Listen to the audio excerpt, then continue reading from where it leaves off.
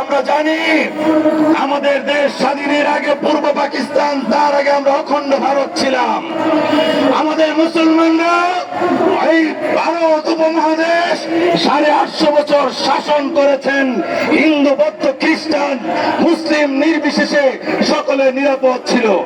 কিন্তু আজকে এই 100 বছর তোমাদের কাছে আমাদের মুসলমান ভাইয়েরা নিরাপদ নয়। 71-এ কিছু সহযোগিতা করেছ আর বাংলাদেশের সম্পদ চুরি করেছ, এখন আমাদের স্বাধীনতা নিয়ে যেতে চাও। এটা যদি সহযোগিতার জন্য তোমাদের দাবি হয়, আমাদেরও দাবি আমাদের পূর্বপুরুষদের শাসনকৃত অখণ্ড ভারত আমরাই আবার শাসন করবো ইনশাআল্লাহ। আরেক কথা বলি, বাংলার ভিত্তিতে যদি স্বাধীন হবে তাহলে বাংলাদেশ আমাদের, কলকাতা আমাদের, আসাম আমাদের। শুভেন্দু অধিকারী, তুমি যদি রাজনীতির নামে মুসলমান নিধনের সিদ্ধান্ত নিয়ে থাকো তাহলে আমাদের কলকাতা আমরা নিয়ে আসবো। এজন্য বেশি বাড়াবাড়ির প্রতিফল ভালো হবে না।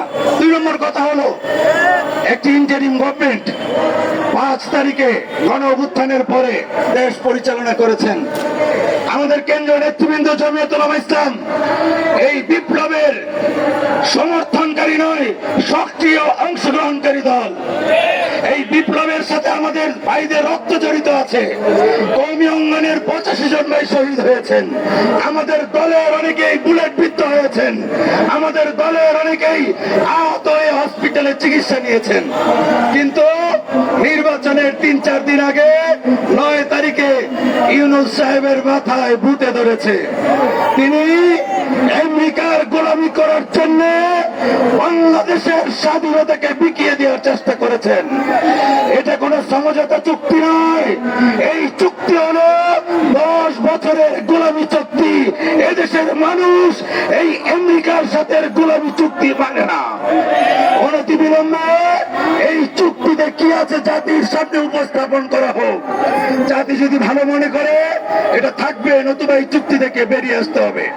কেন জানি সরকারি দলও কিছু বলে না, বিরোধী দলের নেতাও কিছু বলেন না। এটা কিসের আলামত? আপনারা যদি সংসদে যে বিপ্লবের কথা ভুলে যান, স্বাধীনতার কথা ভুলে যান আর আমেরিকার গোলামির সবক দেন, আমরা আমেরিকার গোলামি করতে রাজি নই, আমরা ভারতের গোলামি করতে রাজি নই।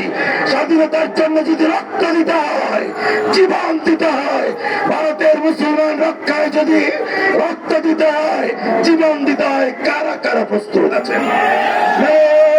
তাকবীর, নারে তাকবীর, রাজপথে জন্নত, কায়েম হবে শরিয়ত, দিয়েছি তো রক্ত, রক্তের বন্যায় আমার ভাইয়ের উপর অত্যাচার কেন? কলকাতার মুসলমানদের উপর অত্যাচার কেন? কোন নদীর জবাব চাই, আমার ভাইয়েরা নির্যাতিত কেন? নারে তাকবীর।